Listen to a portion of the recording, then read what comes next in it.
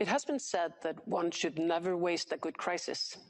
While COVID-19 presents significant challenges to global health, economic growth, and well-being, it has also provided an opportunity to speed up much-needed change. This next panel, Fast Forward to Now, Innovation Driven by Restriction, will look at the rapid transformation of digital communications, online consumption, and access to the news, and how we can fast-track progress in key areas in the midst of a crisis. Please welcome conversationalists Clare Akamanzi, Christy Tanner, Diane Wang, and Elise Hufano for this discussion.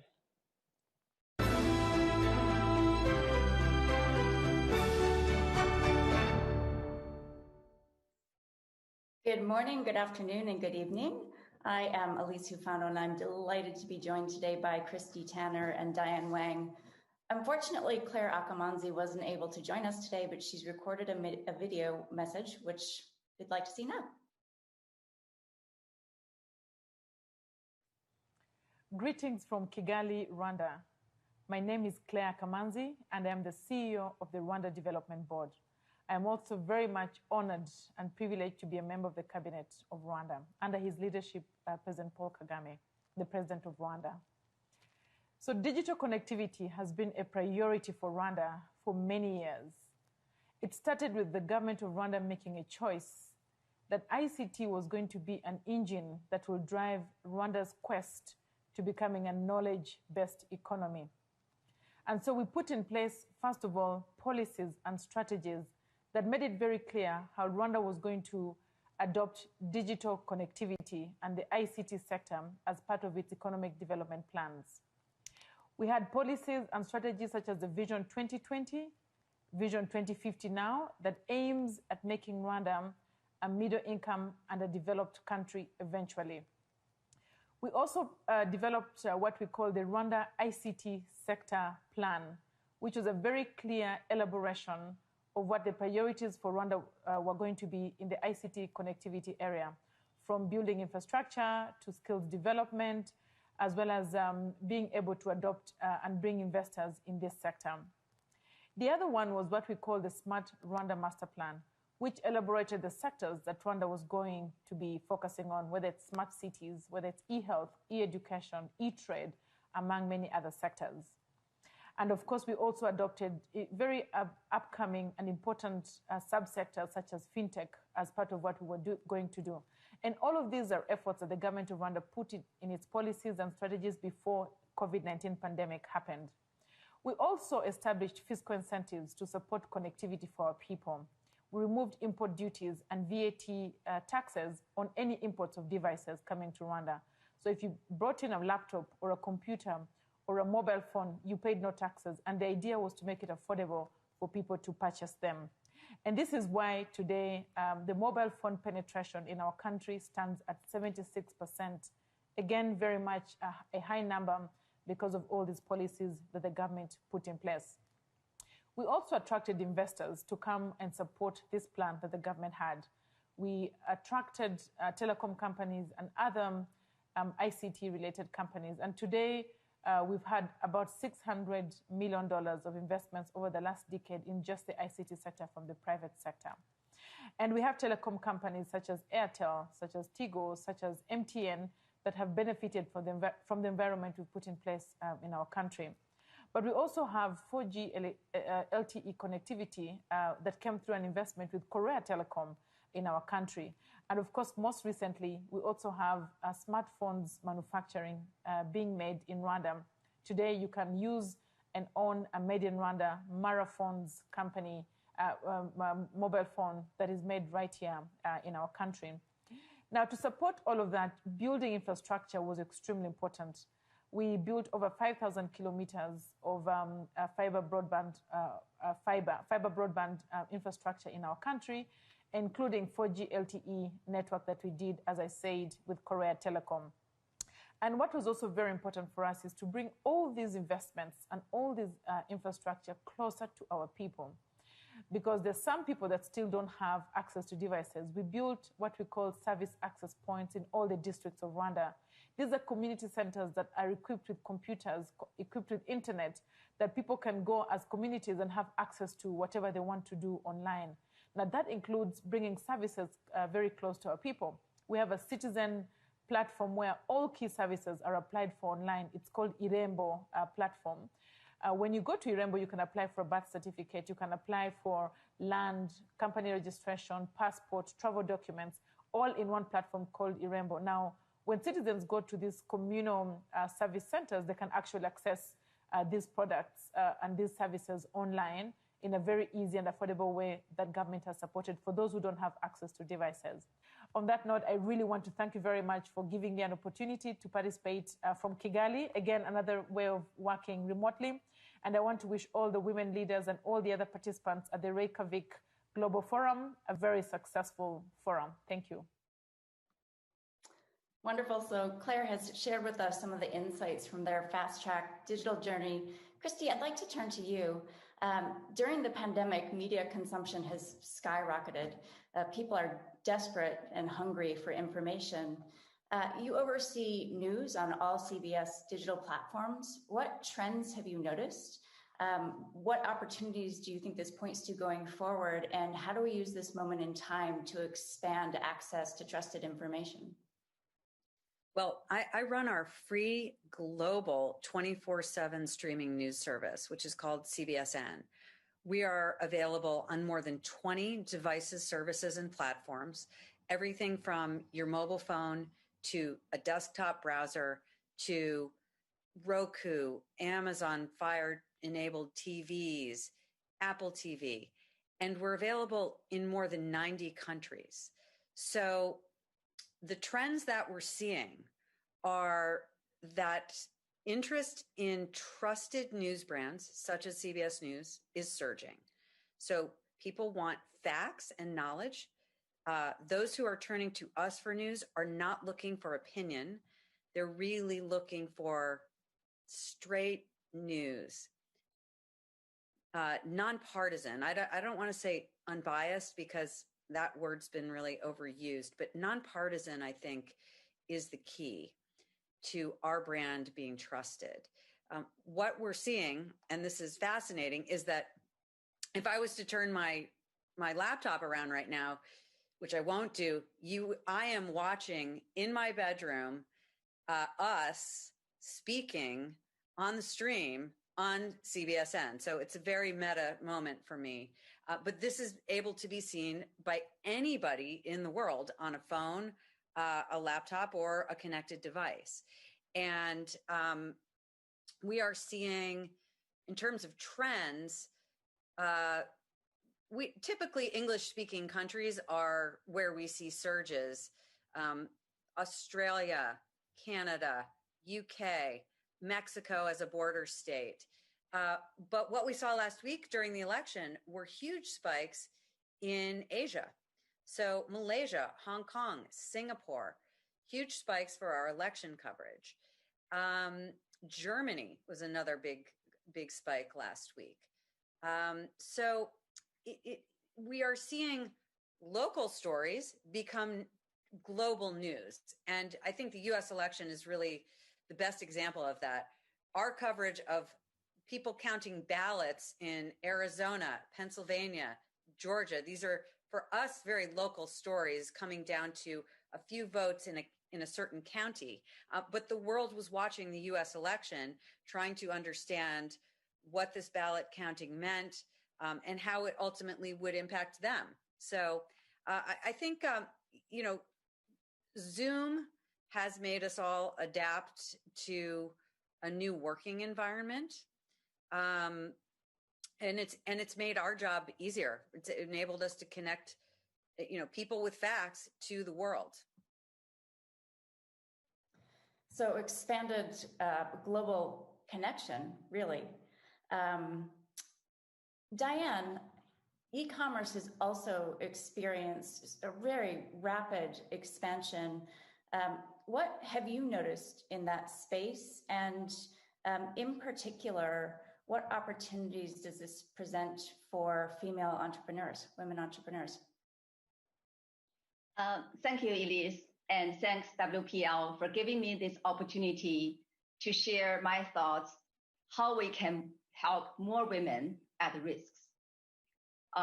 Indeed, the crisis has accelerated an expansion of e-commerce and digitalization of traditional offline businesses.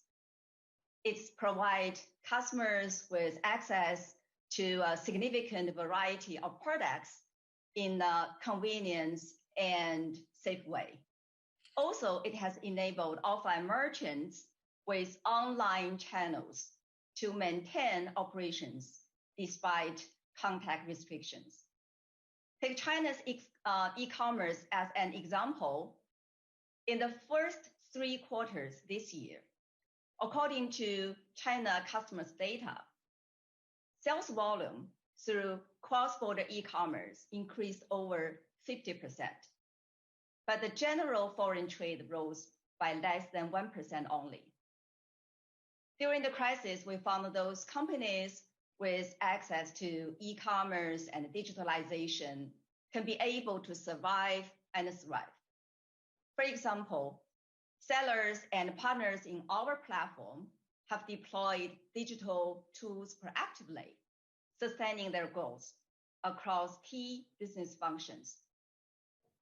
They have leveraged social marketing, such as live streaming, to generate traffic, AI and big data to adjust product portfolio based on emerging consumer needs. And the logistic companies have applied AI and big data to digitally manage the traffic capacity. And we also work with banks to lend microloans through the online channels to MISME, micro, small, and medium-sized enterprises, in a second based on fintech. In results, our seller sales increased by 40% in the first 9 months. But the companies without digitalization have been suffering harder. They're at the crossroads. The choices we're going to make today will have consequences on gender equality, digital equality, and inclusive growth for decades to come. And Elise, you also mentioned about how we can help more women through this digital transformation in this crisis.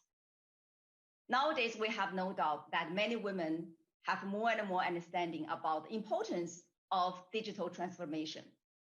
However, we found them are facing many challenges along the way, especially on digital skills. Although digitalization provides everyone with equal competition and the mature technology, tools, and services are available in the market, accessing to the skills is the key problem. I still remember a voice from a woman farmer in Haiti. She said, "I've often heard the word digital platform, but never really knew what it meant and what it looked like." So for example, they always ask how to sell online, how to use live streaming, how to generate online traffic, how to access the microfinancing, etc. These are the common questions for all. They're more fragile and experiencing the problems accessing skills, technologies, and finance. And during the crisis, according to the UN, business owned by women are particularly impacted by the digital divide and are lagging behind. So Elise, I think we must change this. However, helping everyone with digital transformation is not an easy job. Instead, it requires a very strong collaboration between the public and the private sectors. We need to fully utilize our role to unite all stakeholders, including business leaders, government together, and work with multilateral organizations like B20, like UN, WHO, WTO, etc., and others to help all stakeholders navigate the storm. Wonderful. Thank you, Diane. Christy, I wonder if you have thoughts about the gender digital divide and how that shows up in the media. Absolutely. Absolutely. So I think Diane brings up a great point, which is that as much as Zoom and mobile phones are bringing the world together, those with access to information, and I don't know if you can see this, but this is a picture of my bedroom and watching us on the TV in my bedroom. These are things that not everybody has access to. And one of the stories that we've been covering extensively, primarily in the US, but it's a global issue, is access to education. So the studies are showing that students who have access to broadband, my children are children who have access to great broadband, and everyone in this house can stream work and school all day long with no problems. Those who don't have access are falling way behind. There was a study that came out yesterday that said some children are forgetting how to use a knife and fork during the lockdown period. Socialization is a huge issue, and much of the burden of caring for children while working from home is going to female partners. And all the studies are showing that women have the potential to fall behind in business, in work, and that their children will be impacted by this as well. So it's a story that we've been covering. I see it with my team. We happen to have a very flexible workplace. Our entire team was able to start working remotely in March. We have no issues with people bringing their children and pets into Zoom calls.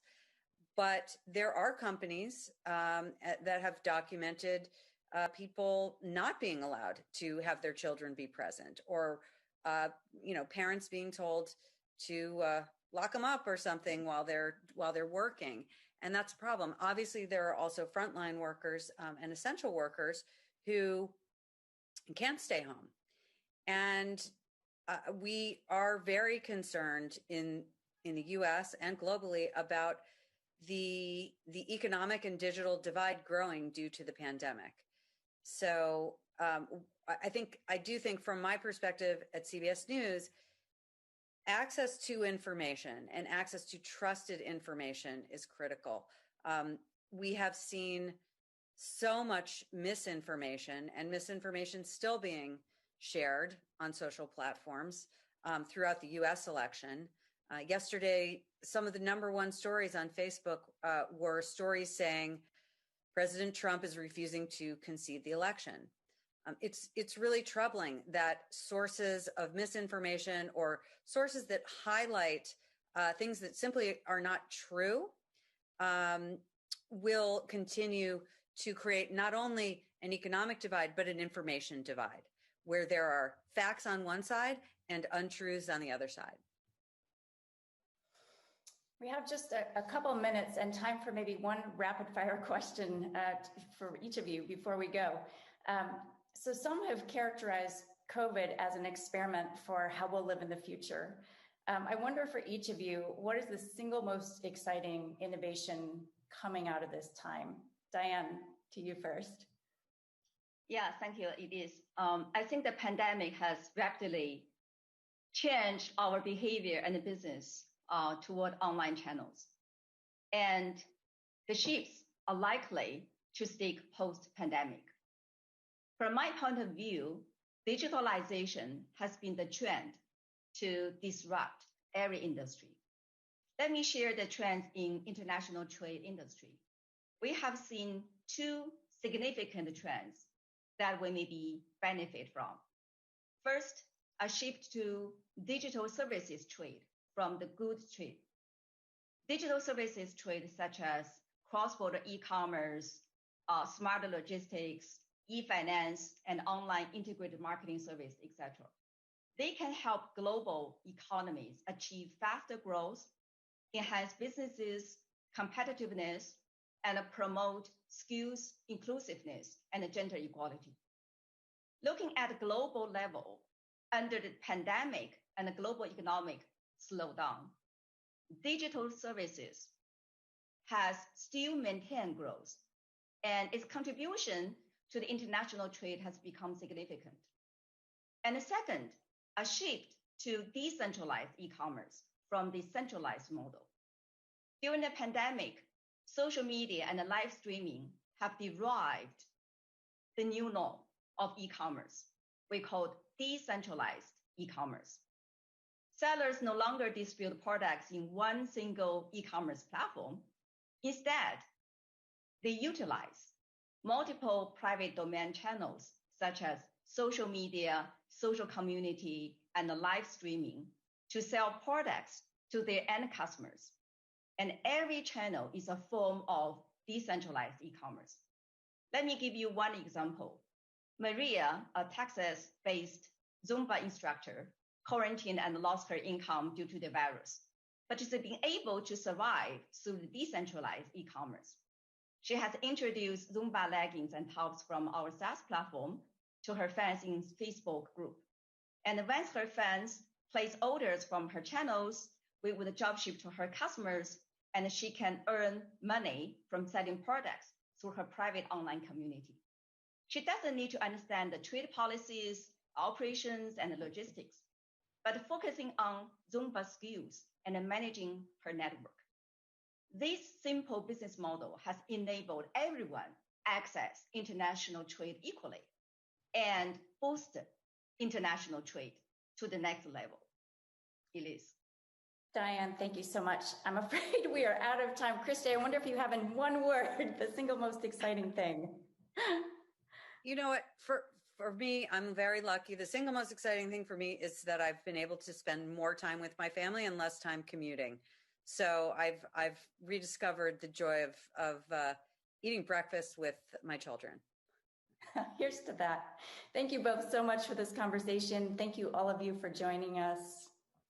Have a wonderful day. Thank you. Thank you.